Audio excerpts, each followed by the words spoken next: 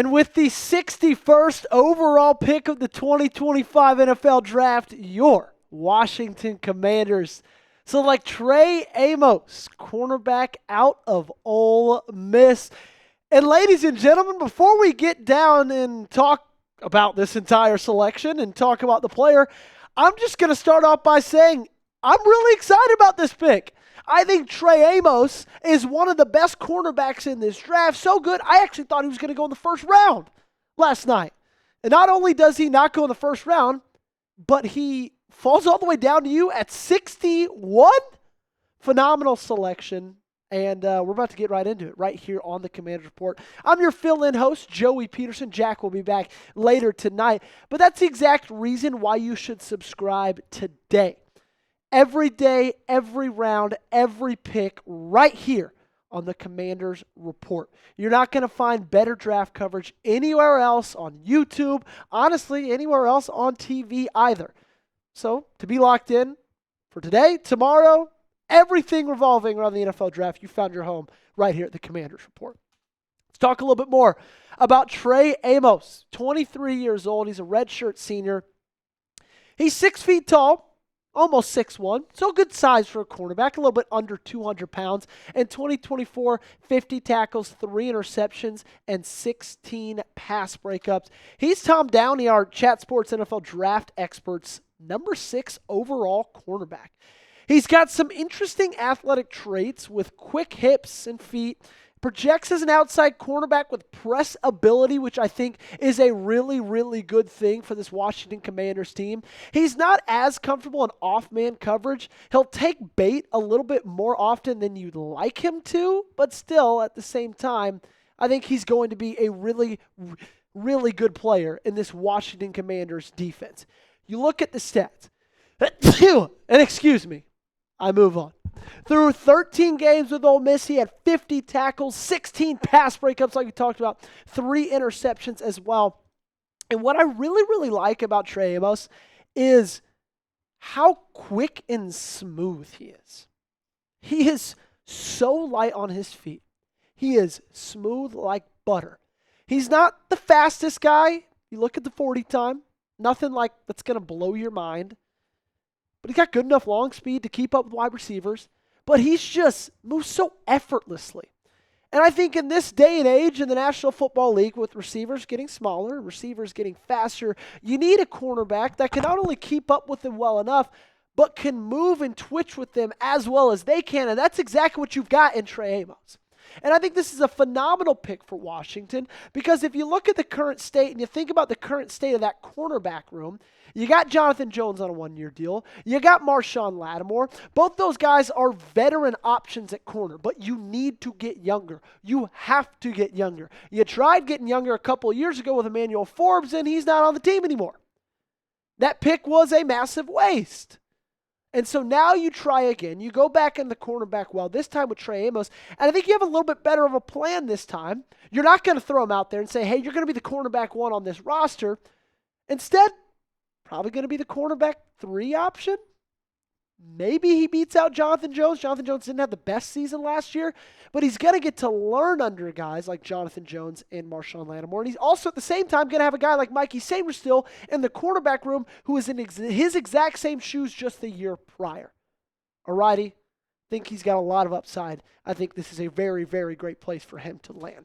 Grade the pick for me in the comment section down below. A, B, C, D, or F. Let me know your feelings. Get those red pins out and get in the comment section. Dane Brugler said that Amos has an appetite for press, but I liked him best in zone, cover 2, cover 3 quarters, where you can trust his athletic instincts from depth to read and rally. His super senior season convinced evaluators that he is a pro starter similar in ways to Paulson Adebo. And again, I just think that that's something that this team so desperately needs, right? Obviously, it was a need this last year. You made the move for Marshawn Lattimore at the deadline. Now Marshawn Lattimore came in, was dealing with a hamstring injury when you traded for him. You gave up a little too much for him, in my opinion. We're not going to go in there, though. But still, he came back. He was fine. He was all right. I don't necessarily believe he was playing 100% healthy, if I'm being 100% honest with you. But he was good enough. He was okay. But you need to get better. You need to get younger. Marshawn Lattimore is not the long-term solution for cornerback on this team. Trey Amos might be. Okay, he might be. Now, I know there were other needs he needed to address. Edge rusher's one of them. Running back's one of them. Maybe wide receiver. You addressed offensive line last night with Josh Conerly Jr., but cornerback was right up there on the list. And I know you don't have a third-round pick as of right now, unless I've missed a ton of things happening because I've been so locked in on everything about Trey Amos. But I really, really like this selection. Okay? I think Trey Amos has a really good chance to be a really good player in this league. And I think when I look at cornerbacks, and I think of Will Johnson, obviously, barring injury, being at the top of the list. Jahdae Barron being at the top of the list. But to me, guys like Maxwell Harrison, Trey Amos, Savon Revel Jr., Benjamin Morrison, all of those guys are very much in that same tier. So the fact that you got one of those guys to fall all the way down to you at pick number 61, where if you missed on corner here, you were not really going to get a good one by the time you pick again. Really, really great stuff for the Washington Commanders. Talking about really, really great stuff, I got to talk about House of Atlas because today's show is sponsored by House of Atlas. And after years of rocking facial hair, I've switched to the clean-shaven look, and I wanted to find a razor that matched my lifestyle. The existing brands, they really haven't innovated in years, and I was excited to see the new brand Atlas on the market. The razor comes from the creators of brand Athena Club, a leading women's razor brand, which my wife loves, and they really know what they're doing.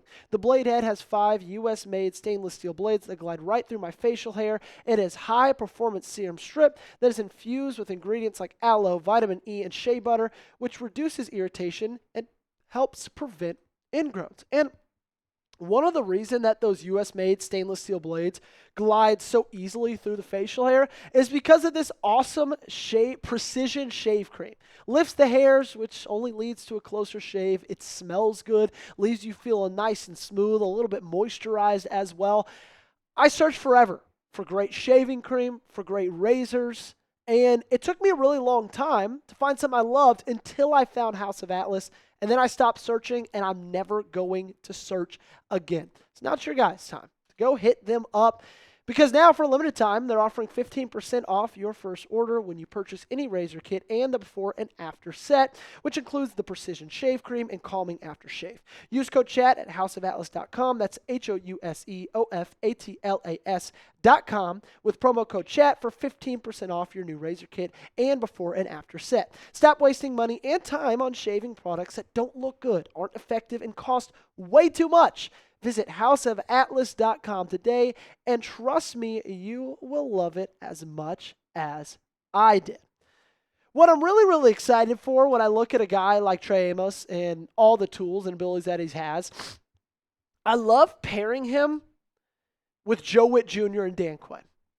I'm really, really excited for, coaches of that caliber to get a hold of a prospect like this, who's got so many great traits, who's got so many great things about his game, who has such great ball skills. Really, really excited to see how he is in this offense, in this defense. And I think he's fallen into a really good place with 2 really great defensive minds in Joe Witt Jr. and in Dan Quinn. And I really, really love the fact that now you don't really have to worry about Mike Sainristil on the outside. I think now you only really have to put Mike Sainristil at that kind of nickel corner spot. Kind of like that Marlon Humphrey corner spot, almost that like star position. You still kind of have to address the need at safety. I don't think he replaced Jeremy Chin as well as other people might think you have. You still got to replace and kind of get better on the edge. I expect that to be in that next selection, which of course they don't have a third rounder. But still, from where you were sitting at pick number 61, to get a prospect like this, to get a guy like Trey Amos in that building with that coaching staff and behind guys like Jonathan Jones and Marshawn Lattimore, 2 vets in this game, it's a perfect fit for both sides. Speaking of a perfect fit, you and the Commanders Report, make sure before you get on out of here to solidify that fit, hit that subscribe button.